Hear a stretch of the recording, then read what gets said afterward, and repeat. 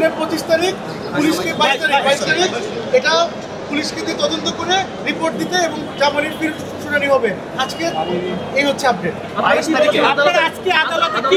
আমরা আদালতে বলেছি যে উনি একটি বাংলাদেশের স্বনামধন্য নায়িকা, উনি দেশে এবং বিদেশে ফেমাস এবং কোনো তার সাথে কোনো রাজনৈতিক দলের কোনো সম্পৃক্ততা বা সদস্য উনি ছিলেন না এবং এই ঘটনার সাথে তার কোনো সম্পৃক্ততা নেই, উনি দেশেই ছিলেন না এবং কোনো তথ্য প্রমাণ বা কিছু এবং পুলিশ করতে পারেনি এবং সবচেয়ে গুরুত্বপূর্ণ কথা হচ্ছে যে আমার মক্কেল উনি দেশেই ছিলেন না এবং তার ফেসবুকে আপনি যদি দেখবেন সপক্ষে বেশ কিছু পোস্ট আছে এই বিপ্লবের সপক্ষে।